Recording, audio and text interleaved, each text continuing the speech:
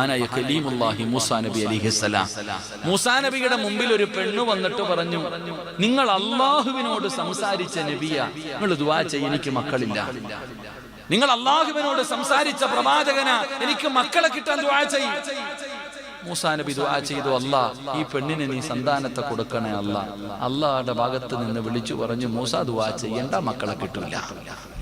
അള്ളാഹുവിന്റെ ഭാഗത്ത് നിന്ന് വിളിച്ചു പറഞ്ഞു, മക്കളുണ്ടാകും. ഈ പ്രസവിക്കാത്ത പെണ്ണുങ്ങൾക്ക് എന്താ നിങ്ങളുടെ നാട്ടിൽ പറയാ? ഞാൻ ഇനി പറഞ്ഞിട്ട് എന്തായാലും ആവണ്ട. പ്രസവിക്കാത്ത പെൺകുട്ടികൾക്ക് എന്തോ പറയില്ലേ? എന്തോ ഞങ്ങളുടെ നാട്ടിൽ പറയണത് നിങ്ങളുടെ നാട്ടിൽ പറയണത് തമ്മിൽ വ്യത്യാസമായിട്ട് ഇനി വെറുതെ എന്തിനാ? അല്ലാഹു കാക്കുമാറാകട്ടെ. മൂസാ നബി അലൈഹിസ്സലാമിനോട് പറഞ്ഞു, ആ പെണ്ണ് പ്രസവിക്കില്ല, നീ ദുആ ചെയ്യണ്ട. ഈ പെണ്ണ് പിന്നെയും നിർബന്ധിച്ച് ദുആ ചെയ്യാ. പിന്നെ ദുആ ചെയ്തപ്പോൾ അള്ളാഹ് പറഞ്ഞു ഇത് തന്നെയാ. മൂസാ നബി അലൈഹിസ്സലാം ഈ പെണ്ണ് പോയി കുറെ കാലം കഴിഞ്ഞപ്പോ ഒരു കുഞ്ഞുമായിട്ട് ഇങ്ങനെ വരുന്നുണ്ട് മൂസാ നബിയുടെ മുമ്പിൽ. മൂസാ നബി ചോദിച്ചു, ഈ കുഞ്ഞ് ഏതാ? എന്റേതാ നബിയെ, നിങ്ങൾ അന്ന് ദുആ ചെയ്തില്ല, എന്റേതാ. നിങ്ങൾ അന്ന് ദുആ ചെയ്തില്ല, ഈ കുഞ്ഞ് എന്റേതാ. നിങ്ങൾ ദുആ ചെയ്യണം. എന്തിന്? ഇവൻ നന്നാകാൻ വേണ്ടി ദുആ ചെയ്യണം. എന്റെ മോൻ നല്ല മകനാകാൻ വേണ്ടി ദുആ ചെയ്യണം. മൂസാ നബി ഒന്നും മിണ്ടിയില്ല. മൂസാ നബി ചിന്തിച്ചു, പടച്ചു അള്ളയല്ലേ പറഞ്ഞു ഇവള് പ്രസവിക്കൂലെന്ന്, പിന്നെ എങ്ങനെ പ്രസവിച്ചു?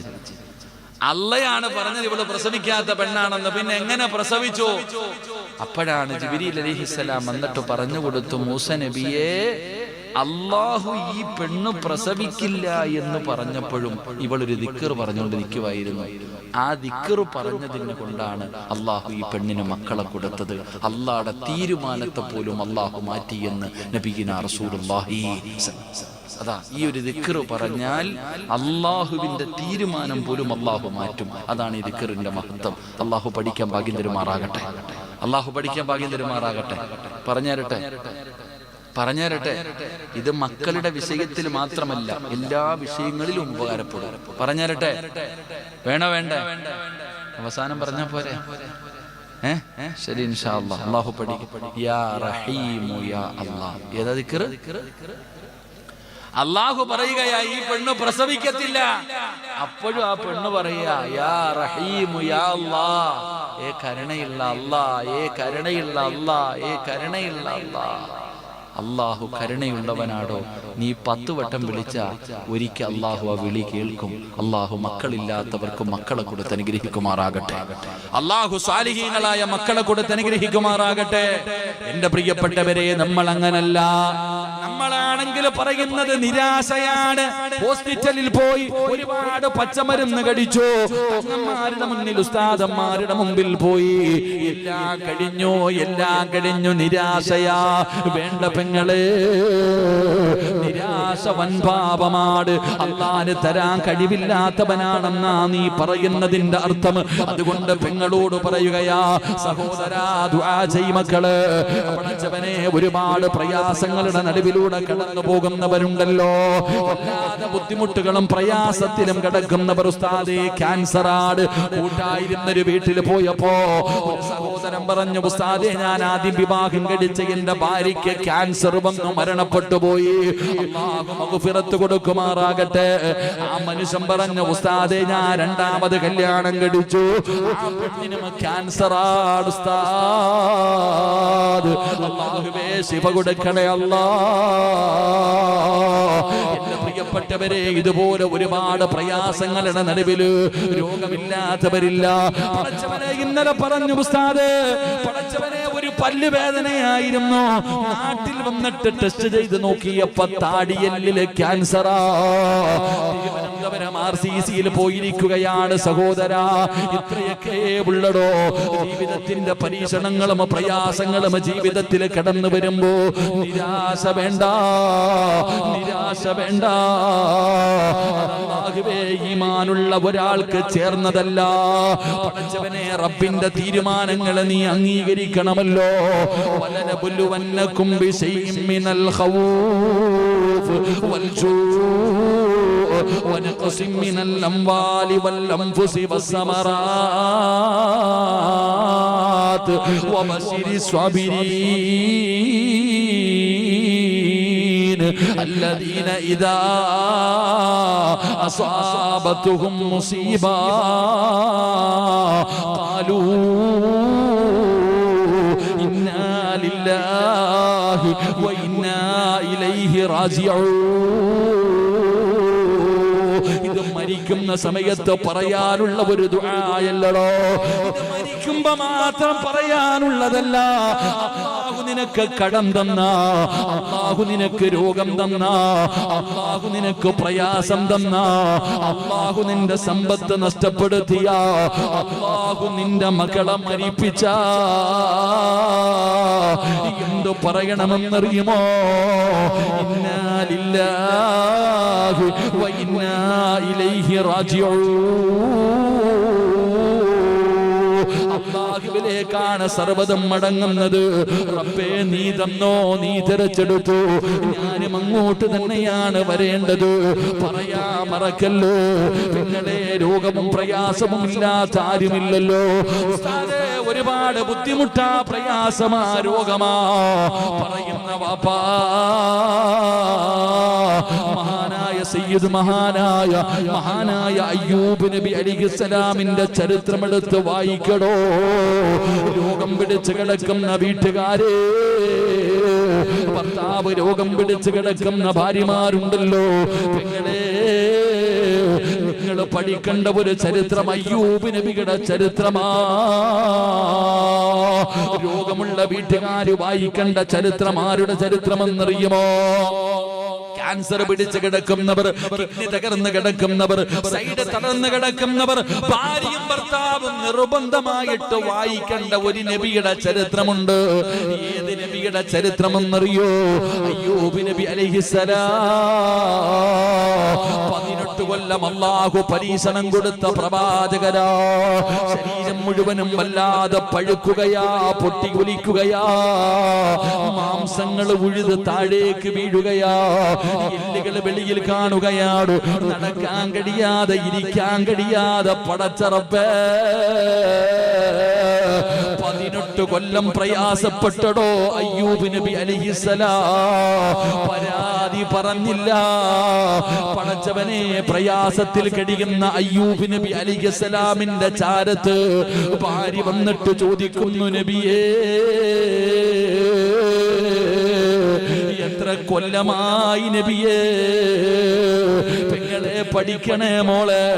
അയ്യൂബ് നബി അലൈഹിസ്സലാം എല്ലും തോലുമായിട്ട് തന്റെ പ്രിയപ്പെട്ട ഭാര്യ കുഞ്ഞുങ്ങളെ എടുത്തുകൊണ്ട് നടക്കുന്നത് പോലെ അയ്യൂബ് നബിയെ എടുത്തുകൊണ്ട് നടക്കുകയാ. കുഞ്ഞുങ്ങളെ ചുമക്കുന്നത് പോലെ അയ്യൂബ് നബിയുടെ ഭാര്യ 18 കൊല്ലമാ ചുമന്നത്. ആ ഭാര്യയാണ് തന്റെ ഭർത്താവിനോട് ചോദിക്കുന്നു, നബിയേ ഒന്ന് അല്ലാഹുവോട് ദുആ ചെയ്താ പോരെ?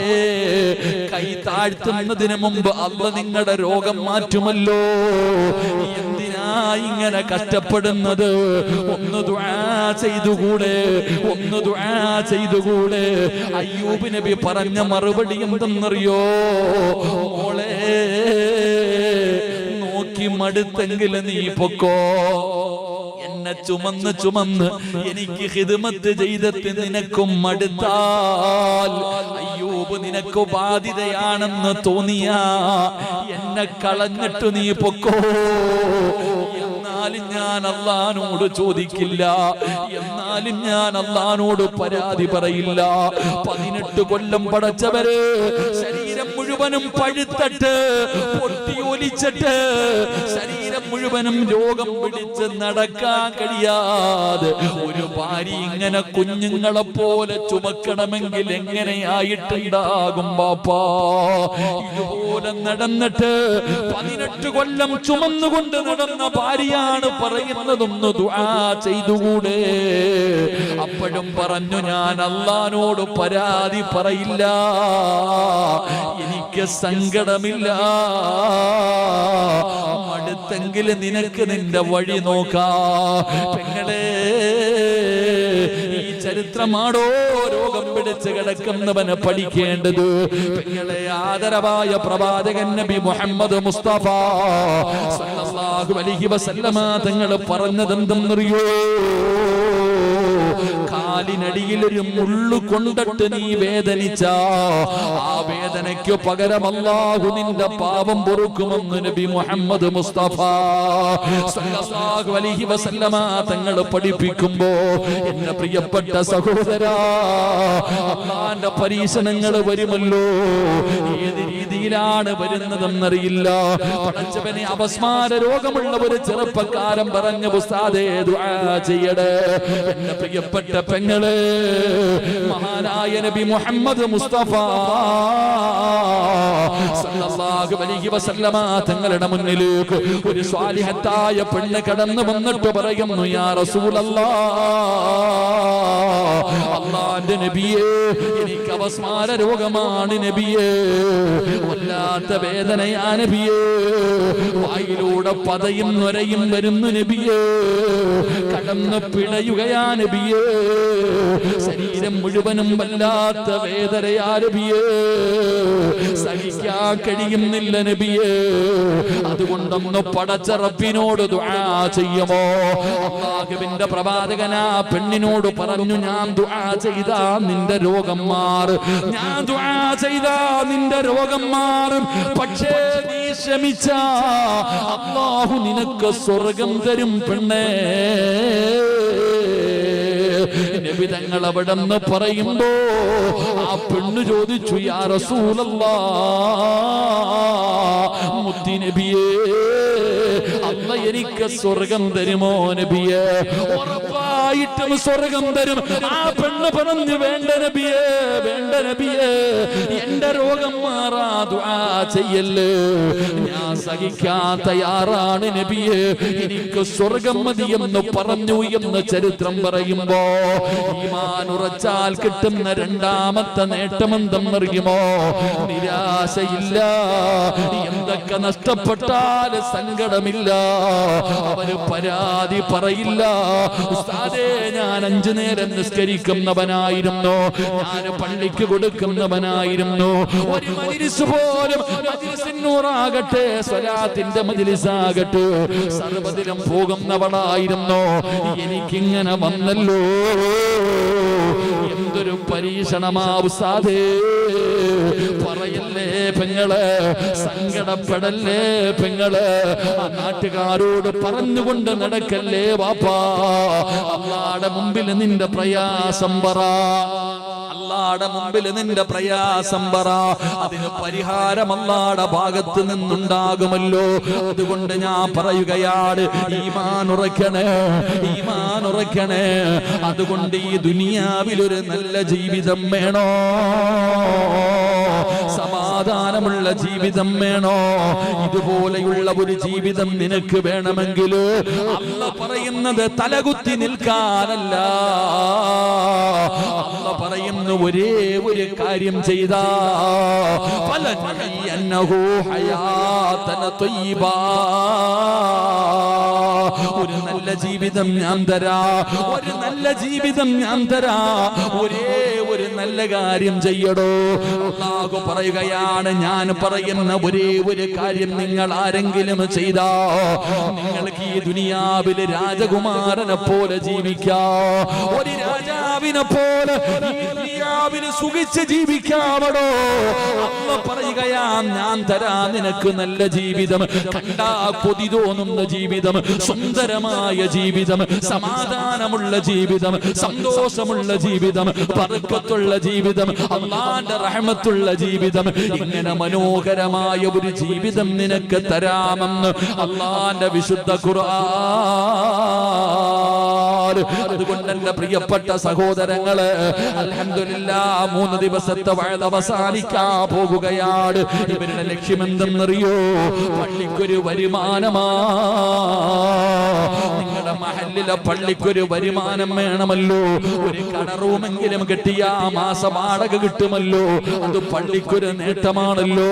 പുറച്ചുറപ്പേ, സംഘാടകർ ബക്കറ്റുമായിട്ട് നിങ്ങളുടെ മുന്നിലേക്ക് കടന്നു വരികയാ.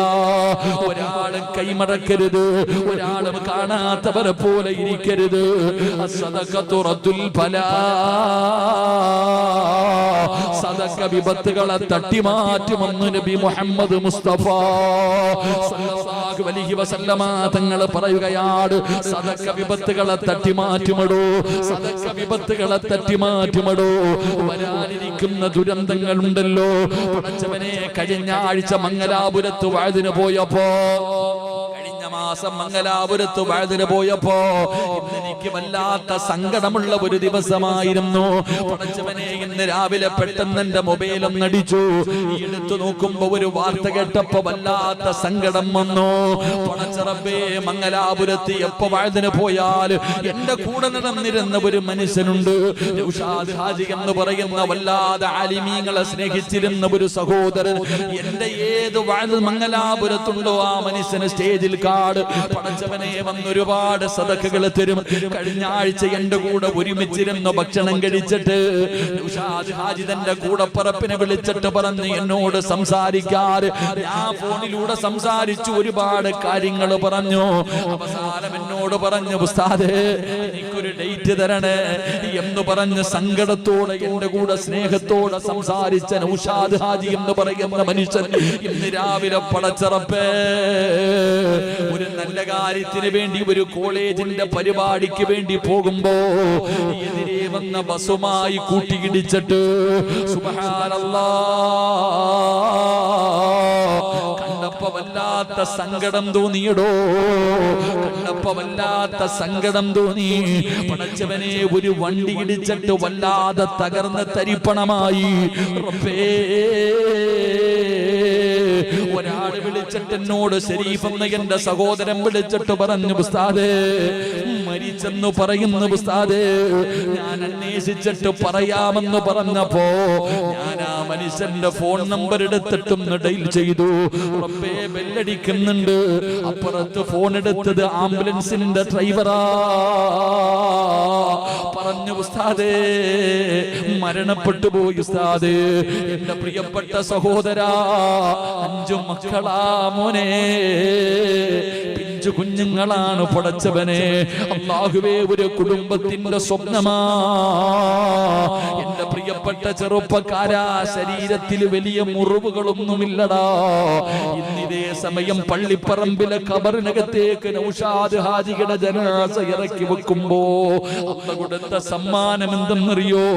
ഏത് വഅദിന്റെ മജ്ലിസിൽ വന്നിട്ടും പൈസ തന്നിട്ട് ദുആ ചെയ്യണമെന്ന് പറഞ്ഞ മനുഷ്യന് കണ്ടവര് പറയുന്നു, ഉസ്താദേ മുഖത്ത് വല്ലാത്ത പ്രകാശമാ, മുഖത്ത് വല്ലാത്ത പ്രകാശം.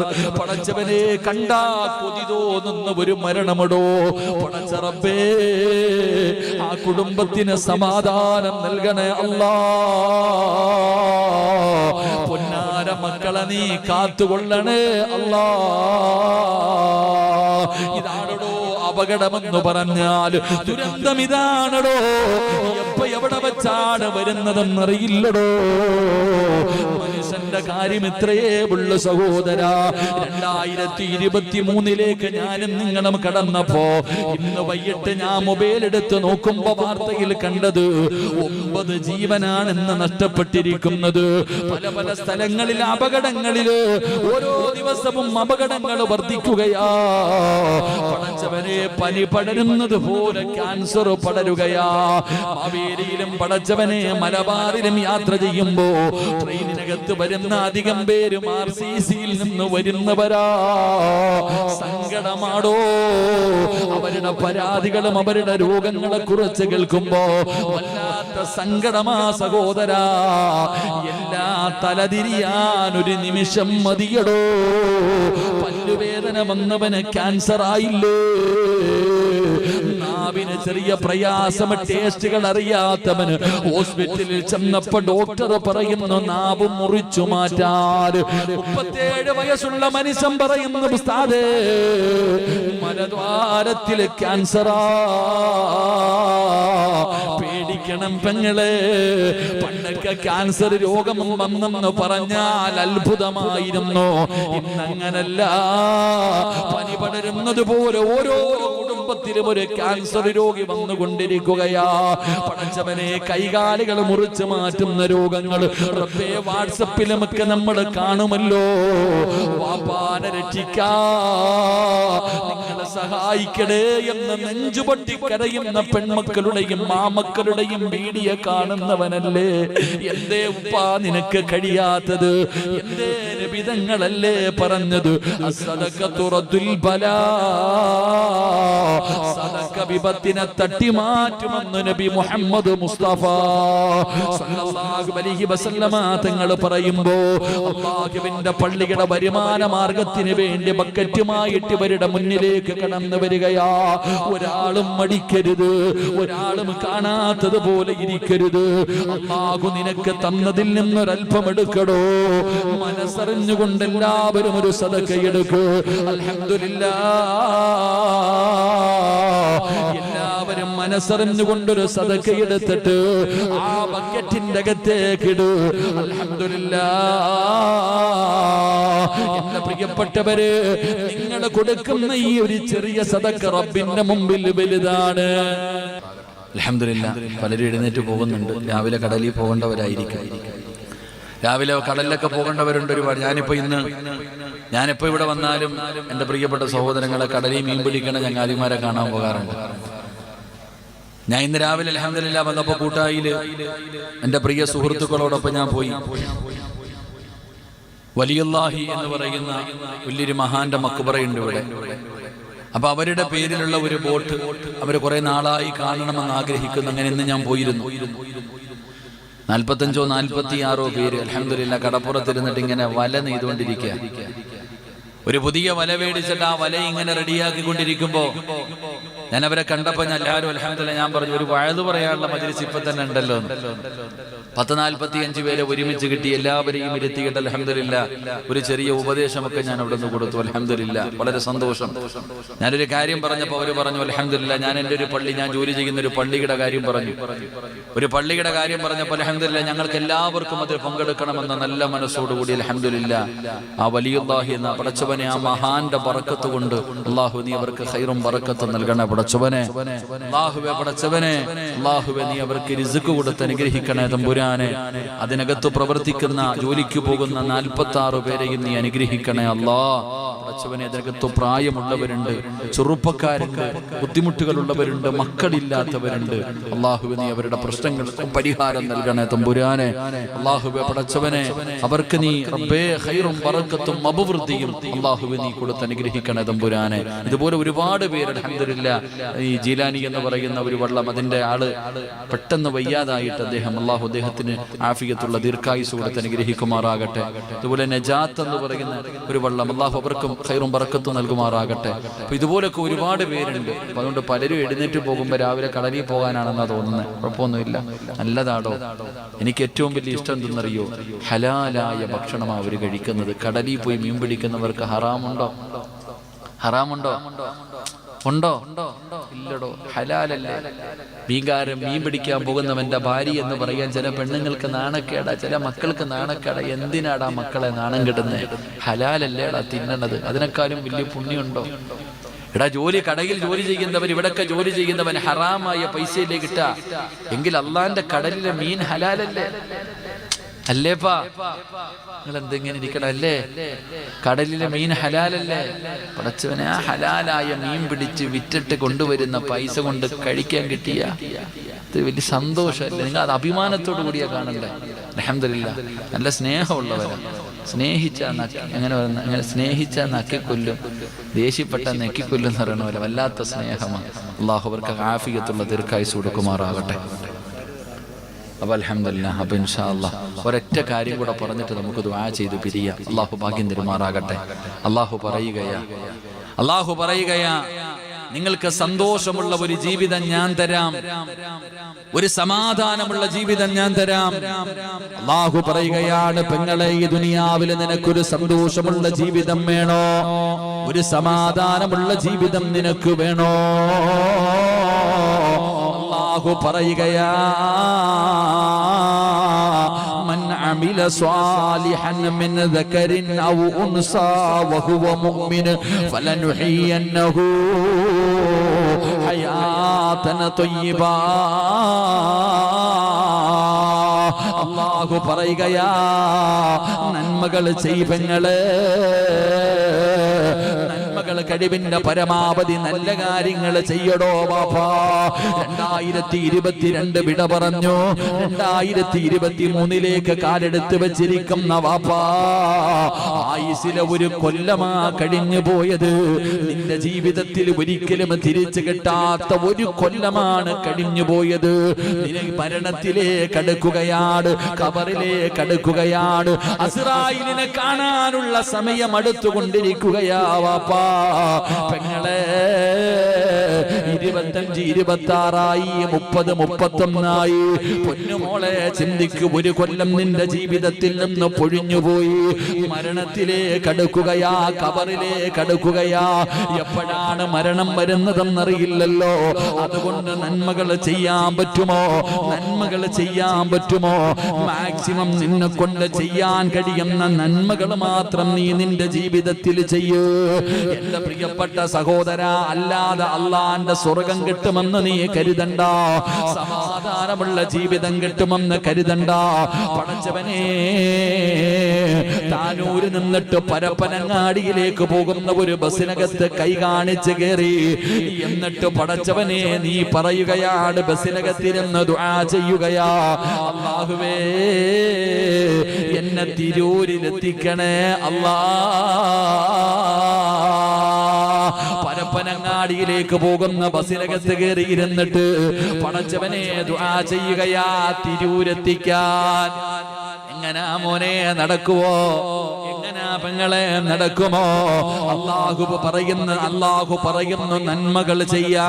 നീയാണെങ്കിൽ തിന്മകളാ ചെയ്യുന്നത്. തിന്മകൾ ചെയ്തിട്ട് നീ അല്ലാഹുവോട് പറയുന്നു, എനിക്ക് നല്ല ജീവിതം താ അല്ലാ, എനിക്ക് നല്ല മരണം താ അല്ലാ, എനിക്ക് സ്വർഗം താ അല്ലാ.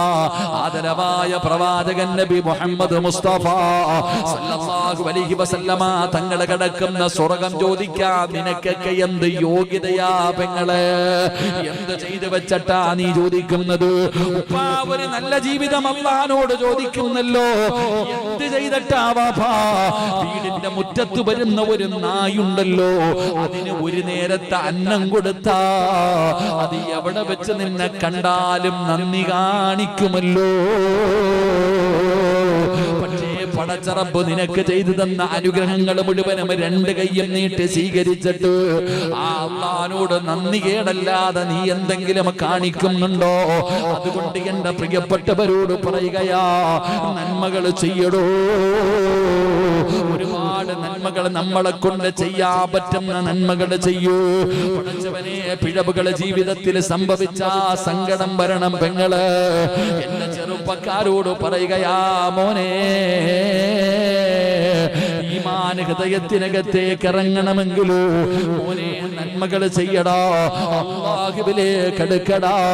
എന്റെ പ്രിയപ്പെട്ട ചെറുപ്പക്കാരാ, മരിക്കണ്ടേ മോനെ? നിന്നെ പോലെ താനൂരിന്റെ പരിസരത്ത് ചാടിക്കളിച്ച് നടന്നിരുന്ന എത്രയോ ചെറുപ്പക്കാർ ഖബറിനടിയിലെത്തിയല്ലോ. മയ്യത്ത് നീ കണ്ടില്ലേ? അവന്റെ മയ്യത്ത് നിസ്കരിച്ചില്ലേ? നീ അവന്റെ ഖബറിന്റെ ചാരത്ത് പോയില്ലേ? എന്നിട്ടും നന്നാകാൻ കഴിയാത്തതെന്തേ മോനെ? അതുകൊണ്ട് സഹോദരിമാരെ, നന്മകൾ ചെയ്യടോ, നന്മകൾ ചെയ്യടോ. അത് പരസ്യമായിട്ടല്ല, രഹസ്യമായി ചെയ്യടോ. നമ്മളെ കൊണ്ട് ചെയ്യാൻ പറ്റുന്ന നന്മകൾ നമ്മൾ ചെയ്യൂ. എന്നിട്ട് അല്ലാഹുവിന്റെ തൃപ്തിയും പൊരുത്തവും കരസ്ഥമാക്കൂ. അല്ലാഹുവിന്റെ സ്നേഹമാ നമുക്ക് വേണ്ടത്. അല്ലാഹുവിന്റെ സ്നേഹമല്ലേ വേണ്ടത്? അല്ലാഹ് സ്നേഹിച്ചാ രക്ഷപ്പെടുമല്ലോ. അല്ലാഹുവിന്റെ സ്നേഹം കിട്ടിയാ രക്ഷപ്പെടുമല്ലോ. അല്ലാഹുവിന്റെ സ്നേഹം കിട്ടാനുള്ള വഴി എന്തെന്നറിയോ? എല്ലാവരും അല്ലാഹനെ സ്നേഹിക്കുന്നുണ്ട്. ഇരിക്കുന്ന ആയിരക്കണക്കിന് വരുന്ന ആണുങ്ങളും പെണ്ണുങ്ങളും എല്ലാവരും അല്ലാഹനെ സ്നേഹിക്കുന്നുണ്ട്. പക്ഷേ നിന്നെ അല്ലാഹു സ്നേഹിക്കുന്നുണ്ടോ? എല്ലാരും അല്ലാഹുവിനെ സ്നേഹിക്കുന്നുണ്ട് എങ്കിൽ അല്ലാഹു നിന്നെ തിരിച്ച് സ്നേഹിക്കുന്നുണ്ടോ? ഒരു സംശയമില്ലേ വാപ്പാ? ഒരു സംശയമില്ലേ ചെറുപ്പക്കാരാ? എങ്കിൽ ആ സംശയം മാറാനുള്ള ഒരു വഴി ഞാൻ പറഞ്ഞു തരാ. അല്ലാഹു ഒരു മനുഷ്യനെ തിരിച്ച് സ്നേഹിക്കുന്നുണ്ടോ തിരിച്ചറിയാനുള്ള ഒരടയാളം ഞാൻ പറഞ്ഞു തരാ. ഒരുപാട് കൊല്ലം കൊണ്ട് 40, 50, 60 കൊല്ലം കൊണ്ട് അല്ലാഹുവിനെ സ്നേഹിക്കുന്ന ഉപ്പാ, ഈ വയസ്സാം കാലത്തെങ്കിലും നിന്നെ അല്ലാഹു സ്നേഹിക്കുന്നുണ്ടോ എന്ന് നിനക്കറിയണ്ടേ? അറിയണ്ടേ ഉമ്മ, അറിയണ്ടേ പെങ്ങള്? എടാ ചെറുപ്പക്കാരാ, ഈ ലോകം മുഴുവനും അടക്കി ഭരിക്കുന്ന രാജാധിരാജനായ മലിക്കുൽ ജബ്ബാറായ പടച്ച റബ്ബ് നിന്നെ സ്നേഹിക്കുന്നുണ്ടോ എന്ന് നിനക്കറിയണ്ടേ? അറിയാനുള്ള വഴി എന്തെന്നറിയോ? അല്ലാഹുവിന്റെ റസൂലാ പറയുന്നത്, നബിതങ്ങളാണ് പറയുന്നത്.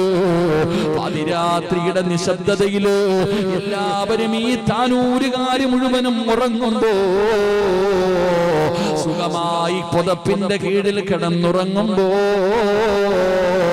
വെളുപ്പാങ്കാലത്ത് 4 മണിക്ക് സുബഹിക്ക് ബാങ്ക് വിളിക്കുന്നതിന് മുമ്പ് എഴുന്നേറ്റ് ആരെങ്കിലും 2 റക്അത്ത് നിസ്കരിക്കുന്ന ഒരു സ്വഭാവമുണ്ടോ?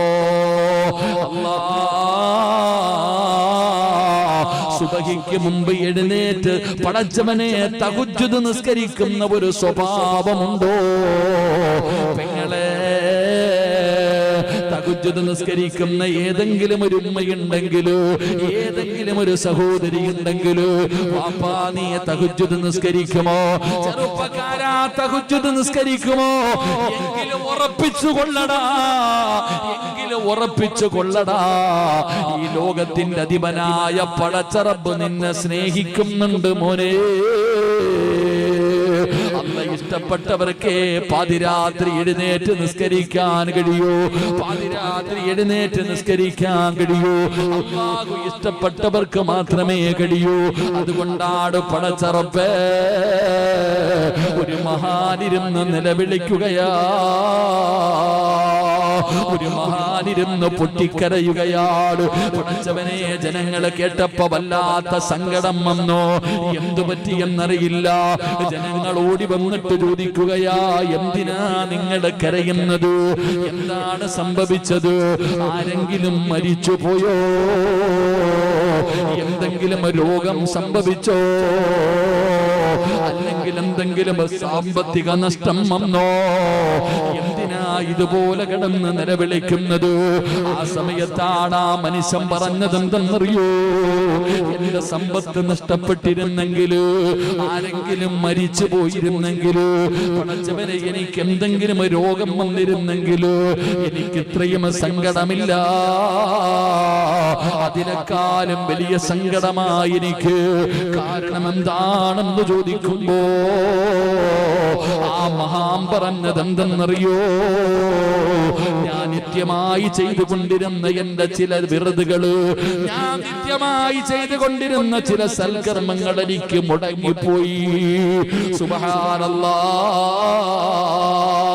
എന്റെ പ്രിയപ്പെട്ട പെങ്ങളെ, ഒരു തഹജ്ജുദ് നമസ്കാരം മുടങ്ങിയതിന്റെ പേരിൽ കിടന്ന് നിലവിളിക്കുകയാ. പടച്ചവനെ, മുടങ്ങിപ്പോയല്ലോ എന്ന് വല്ലാത്ത സങ്കടത്തിൽ കരഞ്ഞു എന്ന് ചരിത്രം പറയുമ്പോ, എന്റെ പ്രിയപ്പെട്ട ചെറുപ്പക്കാരാ, കാമെന്ന ചെറുപ്പക്കാരാ, മോനെ, നിന്നെ പോലെ യുവത്വത്തിന്റെ നടുവിലൂടെ നടന്നുപോയ ഒരു ചെറുപ്പക്കാരനുണ്ടല്ലോ, പഴുത്ത് കിടക്കുന്ന മലരാരുണ്യത്തിൽ കിടന്ന് പിടയുകയാ. പഴുത്ത് കിടക്കുന്ന മലരാരുണ്യത്തിൽ കിടന്നിട്ട് പൊട്ടിക്കരഞ്ഞുകൊണ്ട് പഴുത്ത് കിടക്കുന്ന മണലുവാരി ശരീരത്തിലിടുകയാണ്. ആ ചെറുപ്പക്കാരൻ കിടന്ന് വല്ലാതെ കരയുകയാ. ഒരു ഭ്രാന്ത് പിടിച്ചവനെ പോലെ, ഒരു ഭ്രാന്ത് പിടിച്ചവനെ പോലെ അതാ ഒരു യുവത്വത്തിന്റെ നടുവിലൂടെ നടന്നുപോയ ചെറുപ്പക്കാരൻ ചെറുപ്പക്കാർ പഴുത്ത് കിടക്കുന്ന മണലുവാരികെട്ട ശരീരത്തിലിടുകയാണ്. നിങ്ങൾ കടപ്പുറത്ത് പോകുന്നവരാണല്ലോ, ഉച്ചയ്ക്കൊരു 12 മണിക്ക് 1 മണിക്ക് ചെരുപ്പിടാതെ ആ മണലാരുണ്യത്തിലൂടെ നടക്കാൻ പറ്റുന്നില്ലല്ലോ. വല്ലാത്ത ചൂടല്ലേ. എങ്കിലും മരുഭൂമിയിലെ മണല് ചിന്തിക്കടാ ചെറുപ്പക്കാരോ. ആ പഴുത്ത് കിടക്കുന്ന മണലുവാരികെട്ട് തന്റെ ശരീരത്തിലിട്ട് ശരീരത്തെ മുഴുവനും വല്ലാതെ വേദനിപ്പിക്കുകയാ. ഇത് കണ്ടപ്പോ ഒരാള് ചോദിക്കുന്നു, മോനെ എന്തിനാ നീ ഇങ്ങനെ കാണിക്കുന്നത്? എന്തിനാ നീ ഇങ്ങനെ കാണിക്കുന്നത്? ആ ചെറുപ്പക്കാരൻ പറഞ്ഞ മറുപടി എന്തെന്നറിയോ? ഇന്നലെ രാത്രി തഹജ്ജുദ് നിസ്കരിക്കാതെ ഈ ശരീരം കിടന്നു ഉറങ്ങി.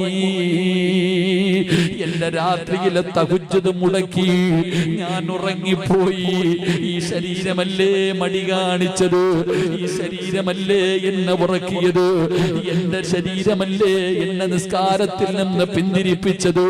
അതുകൊണ്ട് പടച്ച റബ്ബിന്റെ നരകം കഠിനമാണല്ലോ. ആ നരകത്തിന്റെ ശിക്ഷ എനിക്ക് സഹിക്കാൻ കഴിയില്ലല്ലോ. അതുകൊണ്ട് മേലാൽ എന്റെ ശരീരം ഇനി ഉറങ്ങരുത്. പഴുത്ത് കിടക്കുന്ന മണലുവാരികെട്ട് ശരീരത്തിലിട്ടുകൊണ്ട് ശരീരത്തെ വേദനിപ്പിക്കുമ്പോ മോനെ തഹജ്ജുദ് നിസ്കാരത്തിന്റെ മഹത്വം നിനക്കറിയാതെട്ടാ. മഹാനായ ജുനൈദുൽ ബഗ്ദാദിയുടെ ചരിത്രം അറിയുമല്ലോ. പടച്ചവനെ, ജുനൈദുൽ ബഗ്ദാദി വല്ലാത്ത പണ്ഡിതനായിരുന്നു, മഹാനായിരുന്നു. പടച്ചവനെ, മഹാനവറുകൾ അവിടെ നിന്ന് മരണപ്പെട്ടു. റബ്ബേ, മരിച്ചു കഴിഞ്ഞു കബറടക്കി. ജനാസയില്ല കബറടക്കിയപ്പോ ദിവസങ്ങൾ കഴിഞ്ഞു. ശിഷ്യന്മാര് ഉസ്താദിനെ അവിടെ നിന്ന് സ്വപ്നത്തിൽ കാണുകയാ. ജുനൈദുൽ ബഗ്ദാദി തങ്ങളെ സ്വപ്നം കണ്ടു. ആ സമയത്ത് ഉസ്താദിനോട് ശിഷ്യന്മാര് ചോദിക്കുന്നു, ഉസ്താദേ എങ്ങനെയാ ഖബറിനകത്ത് എങ്ങനെയായിരുന്നു? മഹാനവറുകൾ പറയുന്നു, അൽഹംദുലില്ലാഹ് ഞാൻ രക്ഷപ്പെട്ടു. ആ ഖബറിനകത്ത് എനിക്ക് വല്ലാത്ത സുഖമായിരുന്നു. പടച്ചവൻ എന്നോട് കരുണ കാണിച്ചു. ഉസ്താദ് സുഖമായിട്ട് ഖബറിനകത്ത് കിടക്കുകയാ. ജുനൈദുൽ ബഗ്ദാദിയോട് ചോദിച്ചു, ഉസ്താദേ എങ്ങനാ നിങ്ങൾ രക്ഷപ്പെട്ടത്? എങ്ങനാ നിങ്ങൾ രക്ഷപ്പെട്ടത്? മഹാനവറുകൾ പറഞ്ഞ മറുപടി എന്തെന്നറിയുമോ?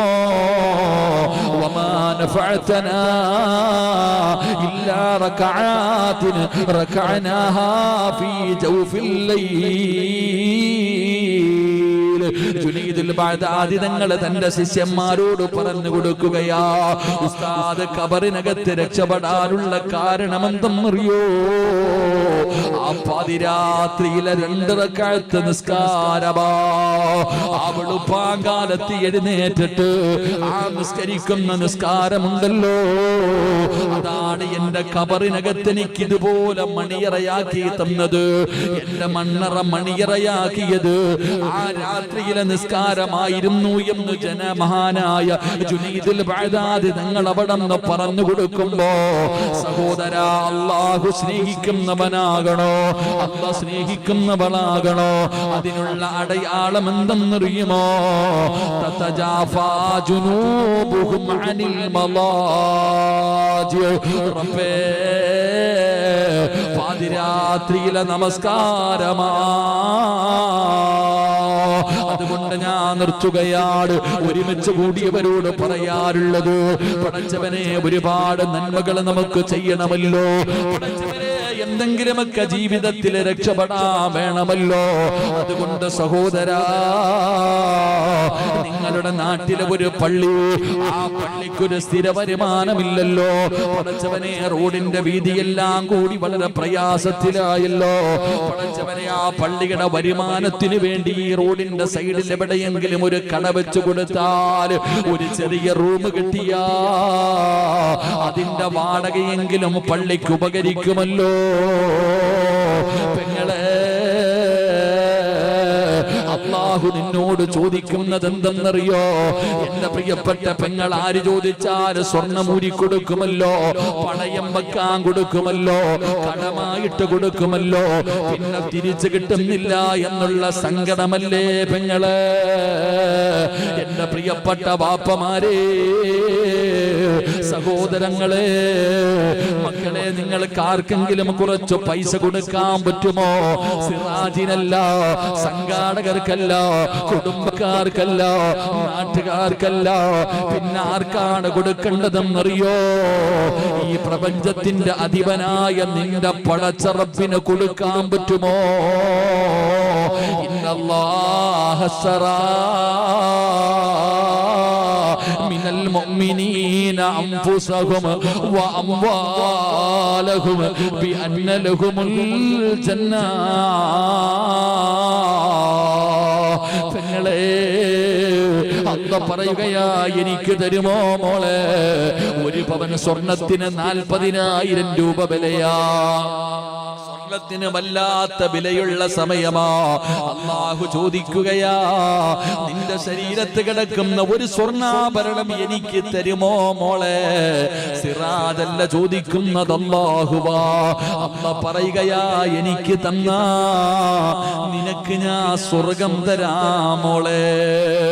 ഇന്നല്ലാഹ അസ്തറാ മിനൽ മുഅ്മിനീന അൻഫുസഹും വഅംവാലഹും ബിഅന്ന ലഹുമുൽ ജന്ന.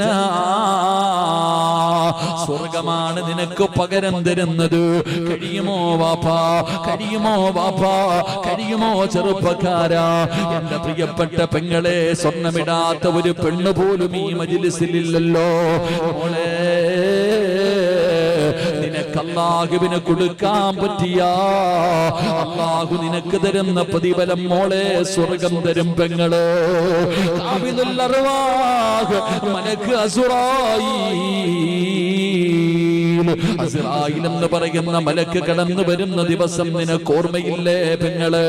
പല പെണ്ണുങ്ങളും പറയാറുണ്ട്, ഉസ്താദേ, എന്റെ ഉമ്മ തഹജ്ജുദ് നമസ്കരിച്ചിട്ട് പടച്ചവനെ നിസ്കാരപ്പായിലിരുന്ന് എന്റെ ഉമ്മയുടെ വായിലേക്ക് ഞാൻ സംസം വെള്ളം ഒഴിച്ചു കൊടുത്തു, ശഹാദത്ത് കലിമ പറയുന്നത് ഞാൻ കേട്ടു ഉസ്താദ്. പല പെണ്ണുങ്ങളും പറയുമല്ലോ, വാപ്പ മരിച്ചത് വെള്ളിയാഴ്ച രാവിലാണ് ഉസ്താദ്. എന്റെ വാപ്പ ഒരുപാട് നന്മകൾ ചെയ്ത മനുഷ്യനാണ്. ഇപ്പോഴും ഉസ്താദ് പറഞ്ഞ പ്രിയപ്പെട്ട പിതാവിനെ കുറിച്ച് അല്ലാഹു കബറിടം വിശാലമാക്കി കൊടുക്കുമാറാകട്ടെ. എന്റെ പ്രിയപ്പെട്ടവരെ, ഇതുപോലെ ഒരുപാട് മക്കള് പറയുന്നല്ലോ, വാപ്പാനാ മരണം കിട്ടിയത് എങ്ങനെയാണെന്നറിയോ? വാപ്പാന്റെ കവളുകൾ മുഴുവനും മഞ്ഞ നിറമായിരുന്നില്ലേ ചെറുപ്പക്കാരാ? മോനെ, വെളുപ്പായിരുന്നില്ലടാ, വെളുപ്പായിരുന്നില്ലടാ. നിന്റെ വാപ്പ മരിച്ചു കിടന്ന സമയത്ത് ഒരു മഞ്ഞ നിറമല്ലായിരുന്നോ നിന്റെ ഉപ്പയുടെ കവിളില്? ഉപ്പാന്റെ ചുണ്ടില് വല്ലാത്ത പുഞ്ചിരിയായിരുന്നല്ലോ. ഇത് എങ്ങനെ കിട്ടിയതാണെന്നറിയോ? വാപ്പാടെ കയ്യിൽ എന്ത് കിട്ടിയാലും പാപങ്ങൾക്ക് കൊടുക്കുമായിരുന്നു, പള്ളികൾക്ക് കൊടുക്കുമായിരുന്നു, വിധവകൾക്ക് കൊടുക്കുമായിരുന്നു, യതീംഖാനകൾക്ക് കൊടുക്കുമായിരുന്നു, യതീമായ മക്കൾക്ക് കൊടുക്കുമായിരുന്നു. കൂലിപ്പണി എടുത്തിട്ട് കിട്ടുന്ന പൈസയാണെങ്കിലും അൽഹംദുലില്ലാഹ് ബക്കറ്റ് മുന്നിൽ വരുമ്പോ വാപ്പ എന്തെങ്കിലും ഇട്ട് കൊടുക്കുമായിരുന്നു. പല പെണ്ണുങ്ങളും പറയും, ഉസ്താദേ, എന്റെ ഉമ്മ വീട്ടിലാരെങ്കിലും വന്നാ വെറും കയ്യോടെ മടക്കാറില്ല, ആര് വന്നാലും എന്റെ ഉമ്മ കൊടുക്കുമായിരുന്നു. അതുകൊണ്ട് ഉമ്മ മരിച്ചപ്പോ അല്ലാഹു നല്ല മരണം കൊടുത്തു. ചെറുപ്പം മുതലേ കണ്ടുപഠിച്ച പെണ്ണേ, ഉമ്മാടെ സ്വഭാവം നിനക്കില്ലാതെ പോയില്ലേ? ഉമ്മ പാവപ്പെട്ടവളായിരുന്നു, എന്നിട്ടും ഉമ്മ കൊടുത്തു. നീ പണക്കാരിയായി. കഴുത്തിലും കാതിലും ചെവിയിലും കയ്യിലുമെല്ലാം ഒരുപാട് സ്വർണം കിടക്കുന്നു. ഒരു മോതിരം പാവങ്ങൾക്കല്ല ചോദിച്ചത്, രോഗികൾക്കല്ല ചോദിച്ചത്, യതീംഖാനകൾക്കല്ല ചോദിച്ചത്, നിന്റെ നാട്ടിലെ പള്ളിക്ക് വേണ്ടിയാണ്. പള്ളി അല്ലാഹുവിന്റെ വീടാണല്ലോ, അല്ലാഹുവിന് വേണ്ടിയല്ലേ ചോദിക്കുന്നത്. സ്വർഗം തരാമെന്ന് അല്ലാഹു പറഞ്ഞല്ലോ. അതുകൊണ്ട് അല്ലാഹു പറയുകയാ, സദഖ കൊടുത്താ കിട്ടുന്ന ഒന്നാമത്തെ പ്രതിഫലം എന്തെന്നറിയുമോ? ഈമാനില്ലാത്ത മരണമുണ്ടല്ലോ, ഈമാനില്ലാത്ത മരണമുണ്ടല്ലോ. രക്ഷപ്പെടുമടാ ചെറുപ്പക്കാരാ, രക്ഷപ്പെടും പെങ്ങളെ. മാസങ്ങൾക്ക് മുമ്പ് ഒരു പ്രിയപ്പെട്ട സഹോദരി തന്റെ വീട്ടിലെ കയറിനകത്ത് കയറിയിട്ട് തൂങ്ങിയടി മോളെ. പടച്ചവനെ, ഒരുപാട് പ്രായമില്ലാത്ത ഒരു സഹോദരി പെട്ടെന്ന് പടച്ചവനെ തന്റെ വീടിനകത്ത് കയറിയിട്ട് ആത്മഹത്യ ചെയ്യുകയാ. മരിച്ചെന്ന് കേട്ടപ്പോ വല്ലാത്ത സങ്കടം വന്നോ. ആത്മഹത്യ ചെയ്തു എന്ന് കേട്ടപ്പോ വല്ലാത്ത സങ്കടം വന്നോ. എന്തേ കാരണമെന്നറിയുമോ? അല്ലാഹുവിന്റെ പരിശുദ്ധമായ കഅബാലയത്തിൽ പോയി ഹജ്ജ് ചെയ്ത ഉമ്മയായിരുന്നു. പടച്ചവനെ, ഉമ്മദാ ഹജ്ജിന് പോയ ഉമ്മ. ആ ഉമ്മയാണ് ഒരു തുണ്ട് കയറിനകത്ത് തന്റെ ജീവിതം അവസാനിപ്പിച്ചത്. അൽ ഹജ്ജുൽ മബ്റൂർ ലൈസ ലഹു സവാബുൻ ഇല്ലൽ ജന്ന. ഹജ്ജ് ചെയ്തവന് സ്വർഗമല്ലാതെ വേറൊരു പ്രതിഫലമില്ല. അല്ലാഹുവിന്റെ കഅബാലയം കണ്ട സഹോദരിയാ ആത്മഹത്യ ചെയ്തത്. അതുകൊണ്ട് ചെറുപ്പക്കാരാ, ഒറ്റ നിമിഷം കൊണ്ട് ജീവിതം അവസാനിപ്പിച്ച ഒരുപാട് പേരുടെ കഥ കണ്ടവനാ, മയ്യത്ത് കണ്ടവനാ. അതുകൊണ്ട് എന്റെ പ്രിയപ്പെട്ട സഹോദരങ്ങളോട് അല്ലാഹു പറയുകയാ, എനിക്കാരെങ്കിലും തന്നാൽ, എനിക്കാരെങ്കിലും തന്നാ അവർക്ക് ഞാനൊരു പ്രതിഫലം തരാ. മരിക്കുന്ന സമയത്ത് കാണാ. ഇന്നല്ലദീന ഖാലൂ